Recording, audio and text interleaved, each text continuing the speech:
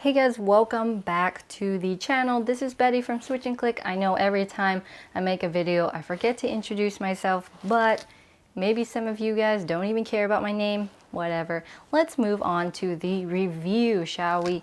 In this video we have the Womier K66 RGB and acrylic case mechanical keyboard. This one is from Banggood. We did receive this for free in exchange for an honest and straightforward review. You know we always provide that. If there's something we don't like, we'll tell you about it. But this is an awesome keyboard. It's our first time using a keyboard with an acrylic case, and that does have some differences in its sound as well as the way that the typing feels. Let's jump into it.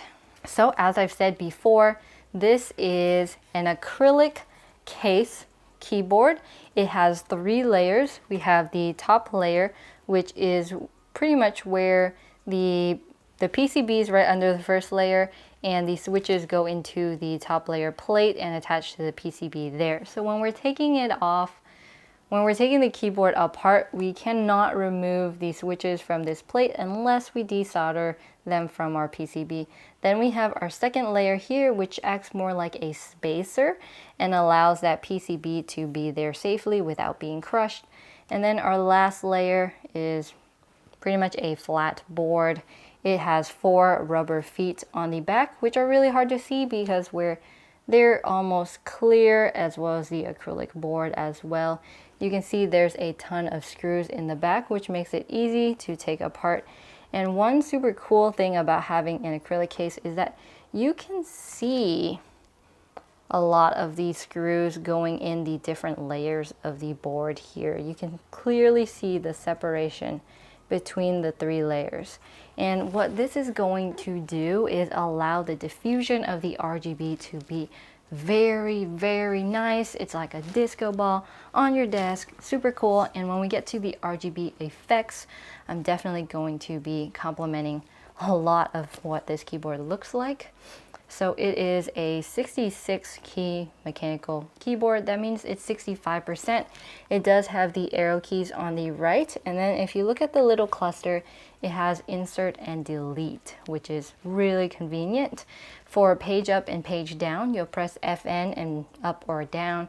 Unfortunately, it doesn't have the home or end buttons. So if you use those a lot, this might be a little bit inconvenient, or you'll have to use a program like Sharp Keys or Carabiner to change some of your keys around. So if that bothers you, then don't get it. I really like this layout. A lot of the 65% keyboards that we've been reviewing, they're always missing the delete, or the delete is in a weird place, but I really like this one. The delete is super easy to access and convenient, super convenient. If we look at the top, we can see that on the top right side, there is the USB-C port right there. It has quite a large cutout for it, so it can fit pretty much any USB-C connector. No problems with compatibility there. However, dust can get in there if you're not careful. It comes with a white rubberized USB-C cable. Nothing's pretty special about it. It's not braided or anything. It's just basic. It works. A convenient thing about this keyboard is that once you set it to the RGB lighting that you want, it's going to save it on its onboard memory, so that if you disconnect it and move it to another computer, or if you turn your computer off for the night and turn it back on in the morning, it's still going to save that same RGB profile. That's one complaint that I have with my drop control, is that it doesn't save what RGB setup that I put it on. I have to go into QMK and edit that and make that the default, which is pretty annoying. Most keyboards can remember what setup they're using last, and this one can, which is quite convenient. I did weigh it, and I believe that it was 543 grams. Pretty lightweight keyboard, super lightweight, but with its 4 rubber feet on the bottom, it's not going to be budging a ton on your desk. So for gaming, it's pretty convenient.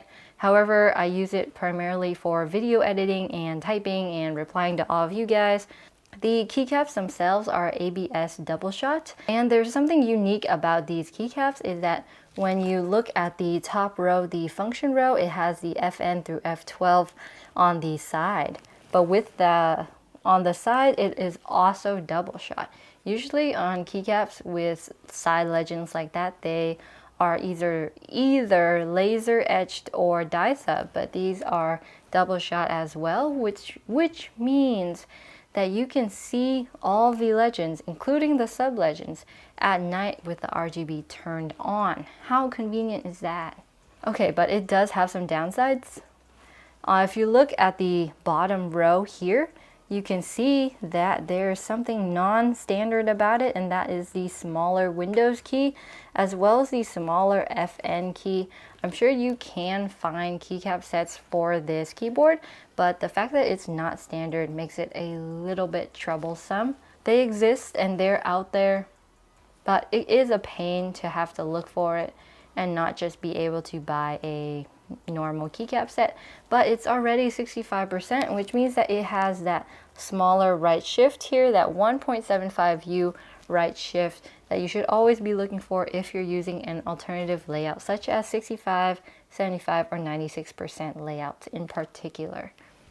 So to change the volume, it doesn't have too many dedicated, or well, it doesn't have too many secondary media keys to begin with. You pretty much can only change the volume by pressing FN and either the right or left arrows. Other than that, it doesn't have any other functions such as previous track, next track, pause play, things like that don't exist on this keyboard. Alright, now to the RGB. I'll be showing you guys all of the effects that you can cycle through. There are a few things that you need to know, and that is how to do it. So FN and the right control will change the RGB effects with only the key lights, so the lights that pop up to the front. FN and the left control will change the ring light or the rim light around the keyboard. And those two operate sort of separately from each other. And then if you press FN and space, you get to pick what color you want the keyboard to be if you're looking for a specific color. So you press FN and space, and then the whole keyboard will provide options on each key. For example, if you want white, you would press FN again, and then that would go to white. If you want some kind of green color, you press FN space and then either like 2, 3, or 4. And I really like those a lot. If you want it to be rainbow, you press FN space and then space again, and that goes to the rainbow mode. Something that we really like is if we do the rim in blue and then the keys in pink for like a Miami kind of thing, and you can buy the Miami keycap sets to go along with it. It looks pretty cool.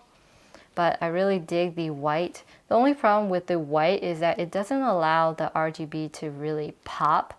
If you were using black keycaps with the double shot, it would just pop immensely because of the high contrast between the two.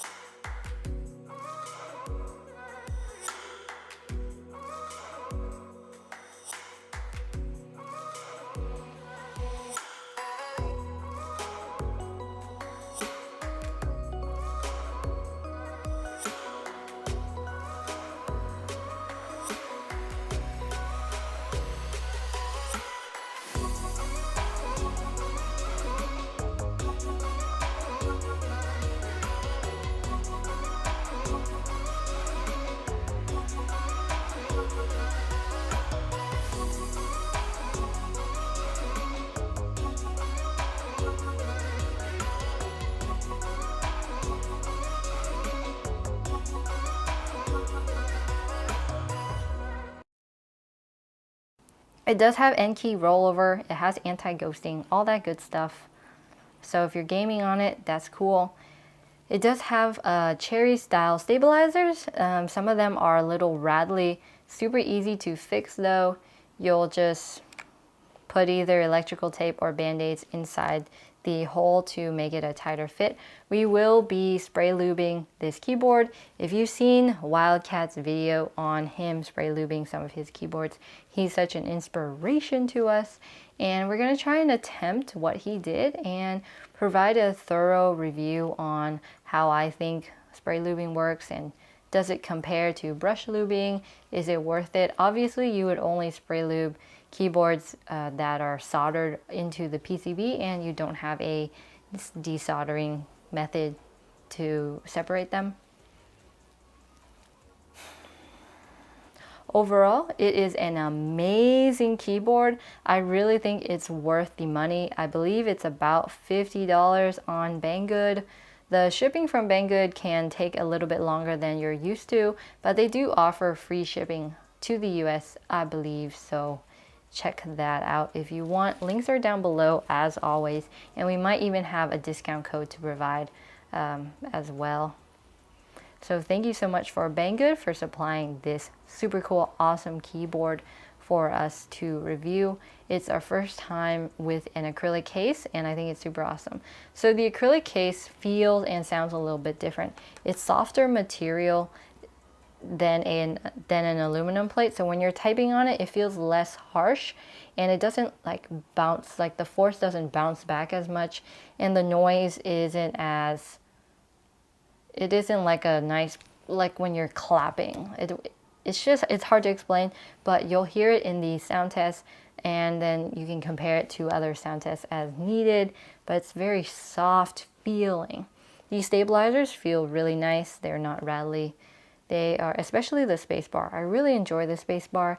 For a stock spacebar, I believe they factory lube the wires in the stabilizers beforehand as well. So that's a nice bonus. Time for the typing test. Typing Betty, take it away.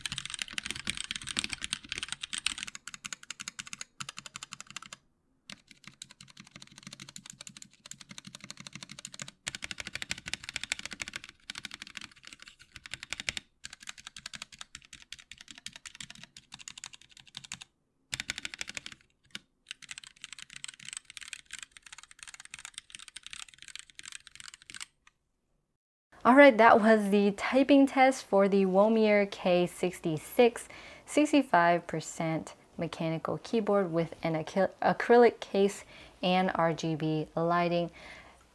There's some differences with this keyboard. I think if you buy it on Banggood, it is not hot swappable. If you buy it on some other vendors, they might have a hot swappable version. So look out for those as well if you're interested in a hot swappable version of this keyboard. It's really cool, it's nice, it's affordable as well.